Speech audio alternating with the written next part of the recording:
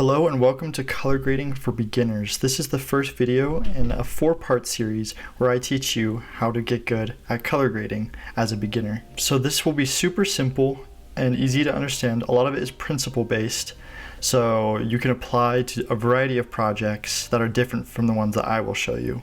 In this first video, we'll be talking about primary color correction, the base of our color grade.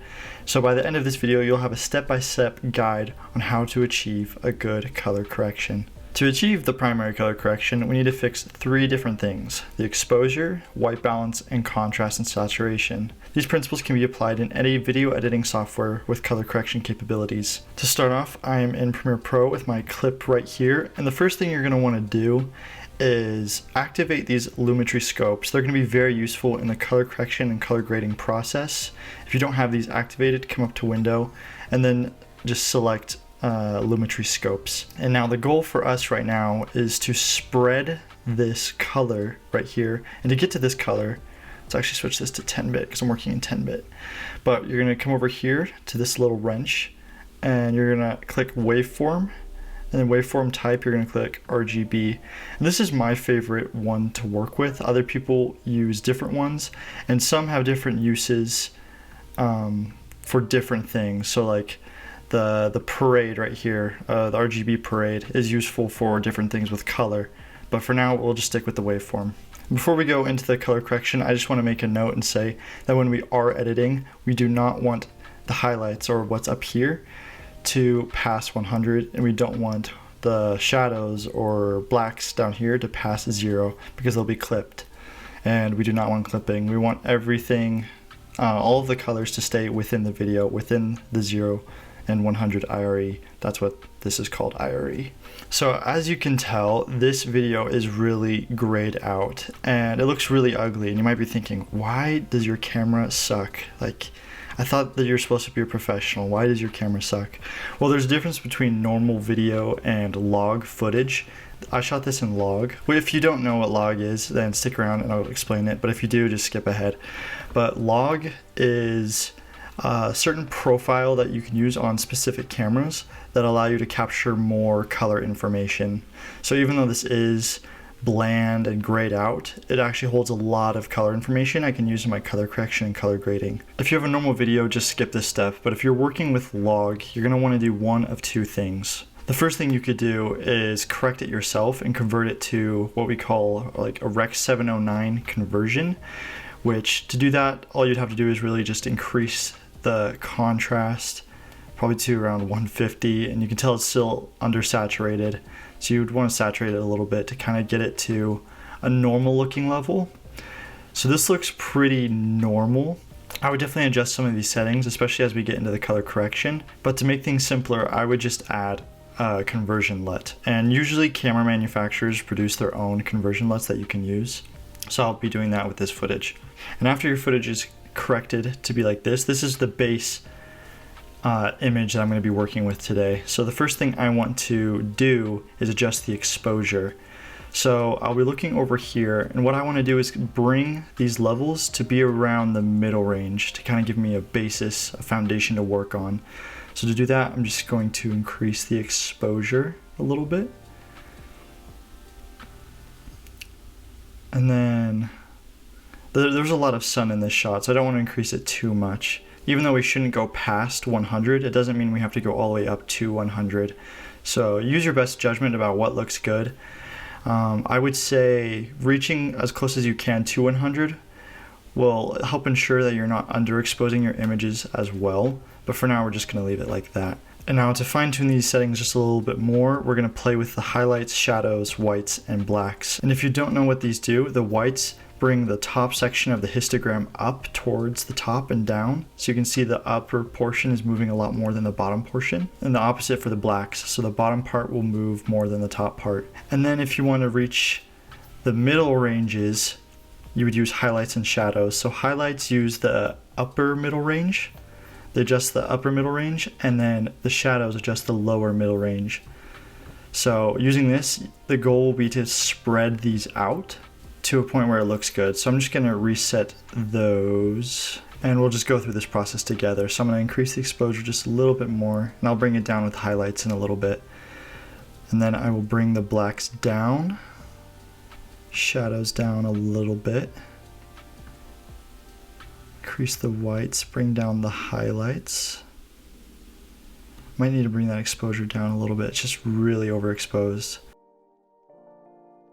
And you can also increase the contrast, which also helps spread out this histogram. And if you'll notice, as you increase contrast and as this spreads out, more color is being added into your image. So that's why I choose to adjust the saturation at the end of the project rather than at the beginning. Once you come to a place that you like where your exposure is spread out evenly on your histogram, then we can move on to the next step. If you are paying attention and if you're really nitpicky, you'll notice that there's not a lot of color in his skin. In another video in this series, we'll be talking about adjusting skin tones, but for now we'll just pass by it for today. Now we're going to talk about white balance levels. So this video is already fairly white balanced, I would say. So we're going to go to this one that has a lot of green in it. So this is a shot I did for a real estate client of mine. And we're just going to play around and I'll teach you 3 different techniques you can use to get good white balance. So the first technique you can use is this auto function right here, which will automatically adjust your levels, your exposure, contrast, highlights, shadows, whites, blacks, etc., along with your temperature, tint, and saturation. So we'll just click that and see what it gives us. So this looks a little bit better than what we had before, definitely a lot more contrast, but in terms of white balance, I'm not seeing a big difference, not the kind that I'm looking for, so we're just going to reset that. The second technique is using this white balance color picker, where you find something white in the image and it will adjust accordingly to that white to make it white. So I'm seeing this looks kind of white. Maybe it's a little bit eggshelly, that's why it's turning a little bit blue. Let's try a couple different spots. Let's see. We have this over here, also makes it kind of blue. See that? When I select here, it makes this look a lot better, especially compared to the beginning. So if you're fine with that, you can make finer adjustments to the image and leave it at that. But what I like to do is this third option, which is you start, so I'm noticing a lot of green here. So we're just going to go to the green magenta section first. And what I'm going to do is I'm going to play with both extremes of this image on both sides. That way your eyes can see both extremes. And then as you do it, learn to adjust to the middle of those extremes. So I'm going to say right about there. And then I'm going to take the blue orange and adjust that as well using the same technique until I find what looks right. So this looks a lot better than the original and I like how it turned out, so we'll just play that. So that looks a lot better. So those are the 3 techniques that you can use. Use your judgment to know which one will work best for each shot. Some of them work really well, like the white balance picker or even auto. So do the one that saves the most time, but is also the most effective, or whichever works best for you. Okay, now back to this image, we're gonna go over color and contrast. Now a lot of it is preference, but my opinion is don't overdo it. A lot of people overdo it by shooting up the contrast, shooting up the saturation, which makes an unnatural image. So we could use the contrast slider to adjust contrasts, and that works well, but I like to have a little bit more control. So we're gonna go down to the curve section here. And if you've never dealt with this, this is a curve. Well, right now it's a line, but you can actually make it into a curve and adjust different parts, like the blacks. You can raise those, decrease those. Same with the whites, the shadows, the highlights, and then the midtones. So when we're creating contrast, we're going to do something called an S-curve. So I'm going to place a point down here, and I'm going to place a point up here. And I'm going to decrease the shadows a little bit, and then I'm going to increase the highlights. But not too much, because I do not want to overdo it. So if I turn it on, turn it off, it gives us just a slight color contrast in our image. And I know I barely made any adjustments, but the S-curve really looks like this, where I'm pulling this shadow down and the highlight up. So it'll look like that. That looks really bad, so we're gonna go back to the original version. Now for saturation, I can tell there's a little bit of a lack of saturation in his face, but there's a lot of saturation in his shirt. So I could manually adjust the saturation in his face, which we're gonna do in another tutorial. But let's just play around with the saturation slider and see if we need to make any adjustments. So we might be able to increase the saturation a little bit, maybe to 108. That looks pretty good.